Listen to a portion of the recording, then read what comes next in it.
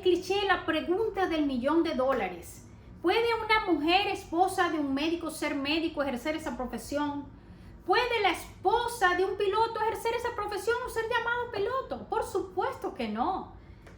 Come on, no seamos ignorantes. Yo te voy a responder, amado pastor bautista, presbiteriano. El pastorado es un llamado. El pastorado, por más que se vaya a estudiar en una universidad y te den un título, si no tienes el llamado, ese pastorado no puede ser y ni va a ser efectivo. Porque el pastorado es un llamado del Señor. Los ministerios los reparte Jesucristo y los dones los reparte el Espíritu Santo. Es una pregunta un poco terca que demuestra mucha ignorancia. Y si no es ignorancia, ciertamente terquedad, sí. Porque la esposa de un médico no puede ser llamada médico.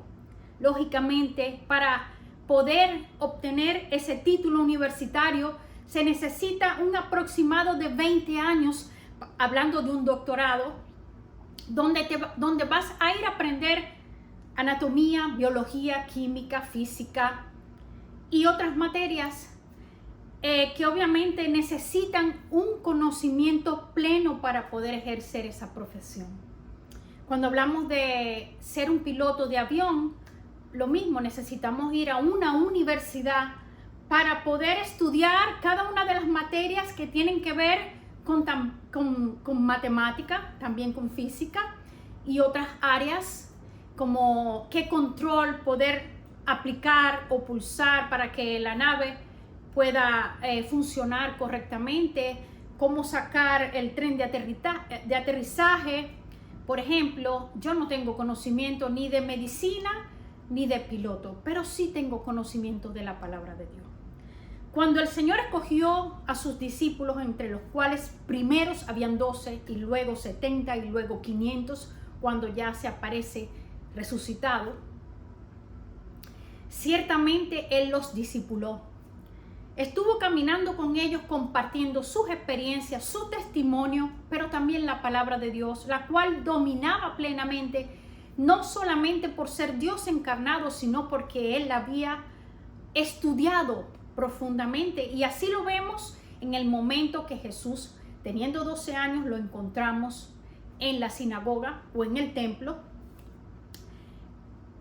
estando en los asuntos de su padre, como él bien dice, que le convenía estar. Para poder decir que la esposa de un pastor es pastora, solamente necesitamos saber que el llamado, el Señor lo hace a la pareja. Lastimosamente, no siempre ambos miembros de esa pareja escuchan o prestan atención al llamado, obedecen el llamado del Señor. Pero cuando nosotros hemos hablado del pastorado, nos hemos referido a una figura que pretende cuidar de una reunión de personas, enseñarles la doctrina verdadera, porque ya la conoce a través de la Escritura, tener cuidado de esas personas, aconsejarles, exhortarles, animarles, reprenderles en amor, porque todo eso es parte de lo que es profetizar o predicar. Ciertamente, para poder ser pastora necesitamos una cosa: el llamado del Señor, porque el pastorado no se puede ir a estudiar por una decisión propia en una universidad, ¿verdad? Lo voy a decir de una mejor manera. El pastorado no se puede estudiar en una universidad si no se tiene el llamado, porque a pesar de que tú decidas por tu propia convicción que quieres ir a estudiar para que te den un título de pastor, si no tienes el llamado, ese pastorado no es efectivo, porque el Señor llama y capacita. Es Él el que da los dones y también los ministerios a través de su propia soberanía y voluntad. Y utiliza, por supuesto, el Espíritu Santo para repartir los dones, pero dice la palabra que Jesucristo también reparte los ministerios. Es Él el que llama a unos como apóstoles, evangelistas, predicadores, maestros, y no tengo más que decir que para poder recibir la doctrina verdadera necesitamos esta universidad. Comernos esta biblioteca de libros constituida por 66 libros, entre los cuales están muchos del Antiguo Testamento y otros del Nuevo Testamento, donde está la doctrina verdadera. Dice Jesucristo que los profetas, la ley y los salmos hablan de él. Pues esta palabra se trata de un Mesías, de un Dios todopoderoso, creador del cielo y de la tierra, que se encarna para venir a vivir justamente, sin pecado, para dar su vida por aquellos que finalmente van a creer en él y van a recibir salvación y vida eterna y van a recibir la potestad de ser llamados hijos de Dios. El Espíritu Santo es el que capacita a cada creyente, pero el llamado pastoral le pertenece al Señor. ¿Quién eres tú para decirle al Señor que no capacite y que no llame a una mujer? Y es muy lastimoso que hay tantos predicadores muy famosos en las redes sociales. Uno acaba de cumplir 100,000 o de obtener 100,000 seguidores hace muy poco, y es de esta área de Europa, España, por allí. Graham es su apellido. Y el otro que también hace esta pregunta en sus redes sociales hace muy poco, dice: ya no hay hombre ni mujer. Pero entonces, queriendo argumentar de que ahora las mujeres nos queremos autoproclamar pastoras. Y yo no soy pastora. Yo no tengo a ninguna persona a mi cargo excepto a mi propia familia, a mis hijos y a los que yo pueda aconsejar. Pero no tengo ningún rebaño a mi cuidado. Pero sepan ciertamente que el llamado es del Señor y el Señor capacita a través del Espíritu Santo.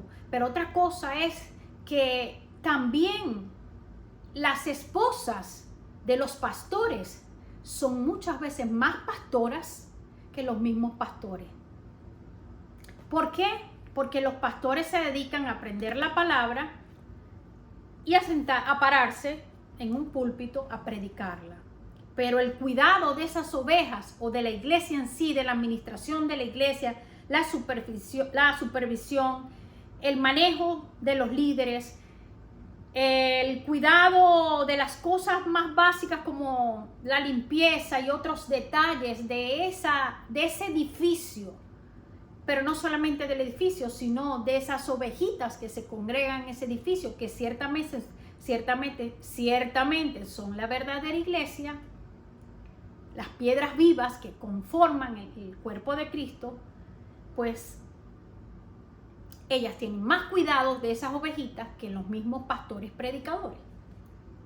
Entonces es un llamado a que se quiten el chip que heredaron de la Iglesia Católica, porque ciertamente ya hay muchas denominaciones, hijos de Dios, porque déjenme decirle, el Señor no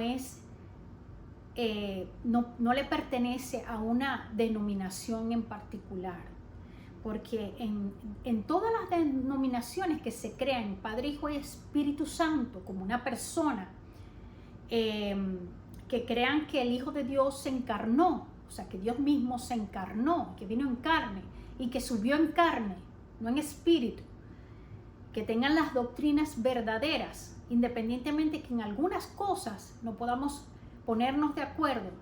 En muchas de estas denominaciones ya han ido a estudiar más profundamente sobre el ministerio de la mujer y se han quitado ese chip heredado de los tiempos antiguos, de aquellos que estaban en contra del ministerio de la mujer.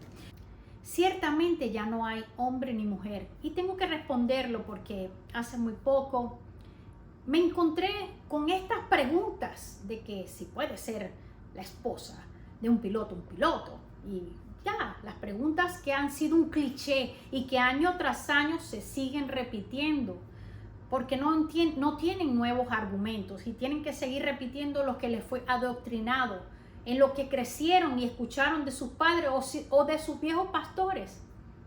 La revelación ha sido progresiva y le doy gracias a Dios que en muchas congregaciones donde se cree la doctrina verdadera, Padre, Hijo, Espíritu Santo, como las tres personas en un único Dios verdadero, el Dios encarnado, el Dios eterno, que también lo encontramos en Jesucristo como la segunda persona de ese Dios único. El Espíritu Santo como una persona y sabiendo y reconociendo que Jesucristo ascendió en carne también. Doctrinas principales: arrepentimiento y salvación por fe y por gracia en Cristo Jesús. En muchas denominaciones donde estas bases fundamentales que nos llevan a la salvación, que por gracia hemos recibido del Padre, del Hijo y del Espíritu Santo, han reconocido el ministerio pastoral de la mujer. Encontramos que se sigue atacando injustamente, erradamente y deshonestamente a la mujer, porque al lado de su esposo o aún siendo soltera, o al lado de un grupo pastoral donde hay hombres y mujeres, esté cuidando esa grey que el Señor le haya entregado porque la llamó y la capacitó para cuidar de esas ovejitas. Yo no soy pastora, por si acaso, pero defiendo el pastorado de la mujer. No soy feminista. El feminismo es satánico.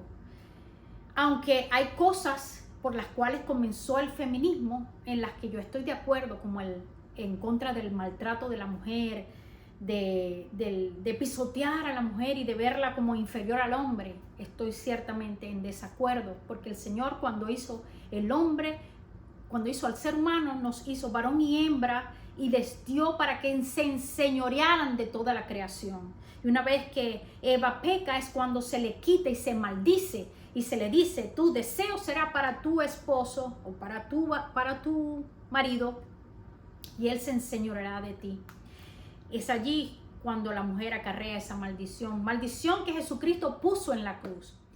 Les invito, amados pastores, y yo respondo esta pregunta que me tropecé en las redes sociales y trataré de hacerle llegar este video, esta pequeña enseñanza a aquellos que hace muy poco estuvieron diciendo que si el hecho de que el Señor nos haya hecho ya que ya no hay más varón, hombre o mujer, siervo o libre, gentil o judío, porque había una pared que nos separaba y el Señor destruyó esa pared para hacernos todos un solo cuerpo, y en ese cuerpo Él llama y entrega los ministerios como a Él le place. Porque ¿quién eres tú para decirle al Señor que no capacite? Porque el Espíritu Santo es el que nos capacita a través de su palabra. Entonces te animo, amado pastor, a que rectifiques, te saques ese chip que heredaste de todo lo que se te enseñó y que respetes el ministerio de la mujer, que también somos cuerpo de Cristo y que el Señor nos ha llamado y nos ha capacitado. Y que entiendas de una vez y por todas que esos versos de Primera de Corintios, si llegasen a ser ciertamente parte de esa escritura, porque yo creo que son una interpolación y muchos lo creemos, pero si ciertamente son parte de esa escritura, fueron escritos para un contexto, un momento histórico y una ciudad donde se idolatraba a una diosa y donde las mujeres eran profetisas y donde se estaban practicando cosas que ciertamente estaban en contra de lo que Dios deseaba como cuerpo de Cristo. Pero ahora vamos a ir un poquito de Biblia, porque siempre me gusta argumentar con la palabra de Dios. Una de las protagonistas en la palabra de Dios que dirigía, no solamente era profetisa, sino que también era juez. es esta figura tan importante como lo fue Débora. Entonces, te quiero comentar que aquellos que dicen que no podemos tomar a Débora, por ejemplo, como ejemplo, para decir que la mujer sí tiene liderazgo, porque en el tiempo de los jueces, cada quien vivía como bien le parecía. Entonces quiero decirte que es totalmente falso, porque primero en el tiempo de los jueces comienza en el Éxodo. El Señor acababa de sacar a Israel con esos extranjeros que salían con ellos, sabiendo que Israel estaba conformado, y lo podemos saber a través de las escrituras hoy día. Sobre todo el libro de los Romanos nos deja la enseñanza de que el verdadero Israel estaba constituido por un remanente, donde estaban gentiles, esos extranjeros que salieron de Egipto con el Israel de sangre, y el Israel de sangre ciertamente.